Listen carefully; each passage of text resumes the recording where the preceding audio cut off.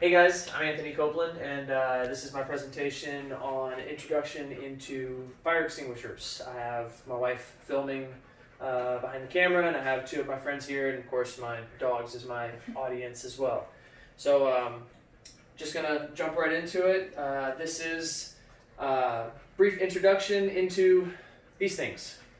Fire extinguishers. Pretty much just all the basic information that you guys are going to need to know for this. The objectives for tonight are going to be understand the purpose of fire extinguishers, describe the different classes of fire, so I'll go through the different types of fire that there are and what is burning in those classes.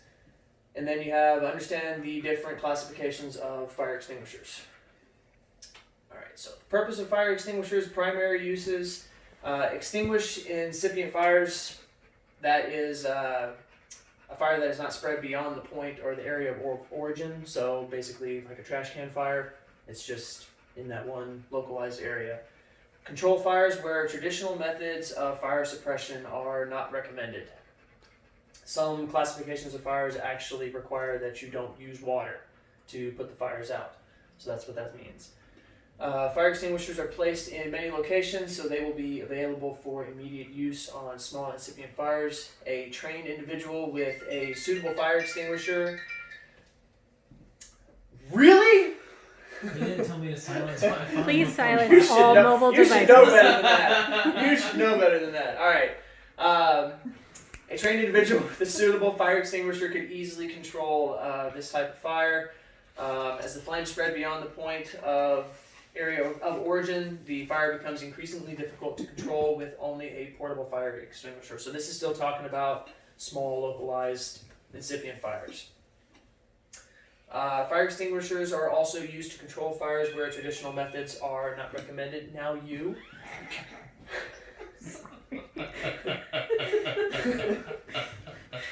Whatever, here we go. We're doing this all in one take. Yeah. Using water on fires that involve energized electrical equipment increases the risk of electrocution, so that's pretty self-explanatory. Throw water onto an electrical fire, sparks are bound to fly. Okay, use of portable fire extinguishers in incipient fires. So most fire department vehicles actually carry at least one fire extinguisher. Many vehicles carry multiple, 2 to 3, and also different types of each. A firefighter often uses these portable extinguishers to control incipient fires quickly. One advantage of fire extinguishers is their portability. So as you can see in the pictures, you have everything from small, portable, lightweight fire extinguishers that you can put in a backpack, all the way up to the big boys, big 5 to 10 gallon containers, not very light. The primary disadvantage of these is that they are a one-shot. So when you use up the entire charge, that's basically all you have. So whenever you're approaching a fire and you do have a fire extinguisher in hand, you have to make sure you just take a couple seconds to think, will this fire extinguisher actually put out this fire? Or should I just go call 911? Some fire extinguishers actually do have special extinguishing agents. As a firefighter, you must know which fires require special extinguishing agents, what type of fire should be used, and how to operate the different types of special purpose extinguishers. So that's basically knowing the different classes of fires that exist.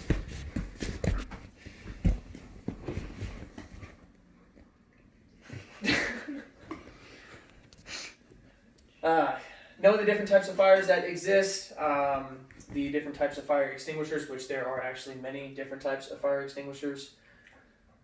Portable fire extinguishers sometimes used in combination with other techniques. Certain types of portable extinguishers can be helpful in overhauling a fire. Now, overhauling a fire is basically after a fire has been put out by the fire department. That is them without water lines or high pressure lines. They walk through with fire extinguishers and put out any smoldering embers that might still ignite the surrounding area. Now we're getting into the classes of fire. Fine print, there are 5 of them. Mm-hmm. So now before we get into this, it is essential to match the appropriate type of fire extinguisher to the fire. If you use the wrong extinguisher, on the wrong fire, it can actually make things a whole lot worse than what it already is. Fires and fire extinguishers are grouped into classes according to their characteristics. Some extinguishing agents work more efficiently than others on certain types of fires. In some cases, selecting the proper extinguishing agent will mean the difference between extinguishing a fire and being able to control it. More importantly, in some cases, it is more dangerous to apply the wrong extinguishing agent to the fire, like I just said. Using a water extinguisher on electrical fires can cause an electrical shock as well as short circuit in the equipment. So if you have an electrical cabinet that all of a sudden it actually does catch fire, and before de-energizing the cabinet you throw water on it, instead of just waiting, putting out a little bit of a fire, replacing a few wires, water can actually damage the entire assembly. Before selecting a fire extinguisher, ask yourself what type of fire is in front of me. You would be amazed at the amount of information your brain can gather just in a couple of seconds. If you have something that's on fire in your kitchen, 5 seconds of looking and actually seeing what's going on can make a world of difference. So, Class A fires. These involve ordinary combustibles such as wood, paper, trash, rubber, your rubber duckies. Rubbish or trash can fires, and then also you have regular household vegetation. All of this is in a Class A fire. Class B fires are flammable liquids such as gasoline, propane gas, natural gas is also a part of, also categorized as a Class B fire. Oil and grease, pretty much any type of flammable liquid, tar. Even some plastics are classified in this. Several different extinguishing agents can be used. So when you're dealing with different types of fuel, so different vehicle fires, you come up on a car and you have a vehicle fire. Firefighters will handle this a whole lot differently using different fire extinguishing compounds than they would an airplane fire. Because the difference between regular unleaded gasoline and premium grade jet fuel, they burn very, very, very differently. So pretty much any type of material that you think of, there could be a specific compound of fire extinguisher out there to help put that fire out. Class C fires are electrical fires. Class C fires involve energized electrical equipment such as building wires, circuit breakers, transformers, and power tools. Require agents that are not conductors. So fire extinguishers like this have absolutely no liquid in them at all. They are actually dry components. So you have, for example, let's see, hold on, I've got a note here for it. Dry chemicals, carbon dioxide, anything that has just a fine powder to smother the fire is what's used for putting out fires. Now, it's really important with Class C fires that you always have to think of that type of fire as constantly energized. So you have to think of it as not only is there a fire in front of me, but there are live electrical components in this. And this is actually a really big problem right now in the automotive industry because you have Teslas. Basically, the entire car is one big battery. The whole bottom chassis is a great big battery. So a fire like this, you are going to have a lot of constant charge and a whole lot of energy built up into that car. So again, just kind of stepping back and assessing these different types of fires and just figuring it out, it'll make a world of difference. Now, Class D fires involve combustible metals. Metals like magnesium, sodium, lithium, and potassium. Also in this list would be titanium and zirconium. Special techniques and extinguishing agents are required to fight combustible metal fires. So metal fires, when you look at a road flare, for example, that actually has combustible metals in it, along with other ingredients. Let's see, I've actually got it right here. In road flares, they produce their light through combustion of different ingredients such as potassium nitrate, sawdust, aluminum, magnesium. So there's a lot of different things in road flares, and that's also why with Class D fires, you don't use water because water can actually excite the fire. Lithium, for example, is extremely reactive when it comes to direct exposure to water, which is why on aircraft carriers, if they ever had a plane catch on fire, because they built a lot of airplanes during earlier naval days like this on these carriers out of magnesium. A lot of the parts were magnesium. So when there was a fire on the decks of these aircraft carriers were not the same as they are today. They were actually just made of wood. So when you have something like magnesium, which burns really, really, really hot, they would actually just jettison the whole thing off the aircraft carrier instead of losing the entire aircraft carrier. Thermite is another one of these things. Excuse me. So Class K fires. Class K fires actually just came around over in the past couple of years. It is a new classification due to cooking trends. So instead of a lot of restaurants using cooking oil or traditional oils such as like fats or something like that. Sorry, I had to get some water. Yes, I stole your water. I'm sorry. Rude. So instead of using traditional cooking oils or fats, a lot of restaurants are switching over to, like, say, peanut oil or different types of vegetable oil or something that's more healthy or health conscious. The problem with so many different types of cooking oils being used in restaurants is that those are all completely different chemical makeups, and they require different compounds to actually put these fires out.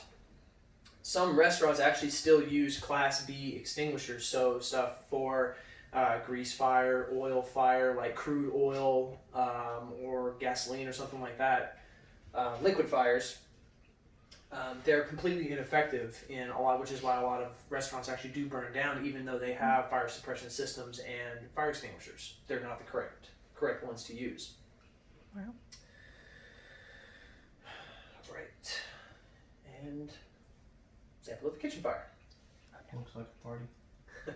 Okay, so now that we've covered the, have you guys had any questions so far? I know I'm kind of just breezing through this right now. No, you're fine. We're not grading you, so you don't have to be nervous. Oh yeah, no, we're good. I've learned a lot of things I did not know. They're grading me, so. Yeah, maybe you should look at them then. Yeah, probably. I'm trying to forget that the camera is actually right there. What camera? There is no spoon. There is no spoon. Oh my gosh. So now that we've covered the different types of fires, we're getting into the different classifications of fire extinguishers. Each fire extinguisher has a different classification and rating based on the characteristics based on its characteristics and capabilities. UL, or Underwriters Laboratories, develops standards for rating and classification. UL basically does the standards and classifications on pretty much every single product that we buy. Pretty much anything any consumer product, you can actually find a UL label on it, and this is exactly what it looks like. So this is the same people that do fire extinguishers. They are rated for safety and effectiveness, so they actually do test all of these fire extinguishers and the compounds on the different types of fires. Fire extinguishers actually can have multiple letters if effective on more than one type of fire. So this info is important for selecting the proper extinguisher to fight a particular fire. It also determines where specific types of extinguishers are meant to be placed. So if you have in the kitchen, for trash fires or anything, you could have a Class A or Class B fire extinguisher. It just depends on where you are. Each fire extinguisher has a specific rating that identifies the class or classes of fire for which it is both safe and effective. So there are letters, symbols, and colors that differentiate the different types of fire extinguishers that there are. Letters indicate class of fire for which extinguisher can be used. So here is a list. So you have Class A, and they all correspond with the type of fire that they actually do go with. The Class A is always associated with the green triangle with the A in the middle for standard combustible equipment like wood and paper. Number indicates effectiveness for Class A and B extinguishers by a non-expert user. I will explain that a little bit more on the next couple of slides. So Class A fire extinguishers. They are recognized very easily with, like I just said, the green triangle with the A or a symbol of a trash can or wood burning. The higher the number, the greater the extinguishing capability of the extinguisher. The number is related to the amount of water. So example, 1A rated contains the equivalent of 1.25 gallons of water. Now that's not going to be a 1.25 gallon fire extinguisher. It's just going to be the equivalent amount of extinguishing power to a 1.25 gallons of water. 2A, it grows up to 2.5 gallons of water. And then you have a 4A as well, which is capable of extinguishing about twice as much as a regular 2A. So you have about 5 gallons. So those are the big boys, the big ones. Class B fires. Class B, again, is for liquid fires, gasoline, oil, and the symbol is different. It is actually red with a B, and it is a red square. The number is based on the approximate square feet of burning fuel that can be extinguished. So why would, any ideas as to why it would be talking about square footage rather than gallons of water? Because you're worried about how far the liquid would spread. Exactly. That's exactly right. Look at you. You are way smarter than you look. I'm probably going to get points taken off for that, but sorry. It's okay, I'm a friend. I'm a friend. I'm a friend, yeah. So for example, a 10B rated will extinguish about 10 square feet of fire. And as it goes up, 40 is 40 square feet. So oftentimes when you're dealing with Class B fire, the number represents the square footage. So Class C fire. It is recognized with a blue circle and a C in the middle. And then of course you have the electrical outlet. Class C extinguishers use agents that do not conduct electricity. Standard test fires used to rate effectiveness of fire extinguishers. So, for example, if you have a fire extinguisher and it actually has it's a 2A class, also has a 1B, and it has a C on it as well. That's basically saying that this fire extinguisher is 2A rated for Class A fires. It is 1B and as well as a electrical fire as well.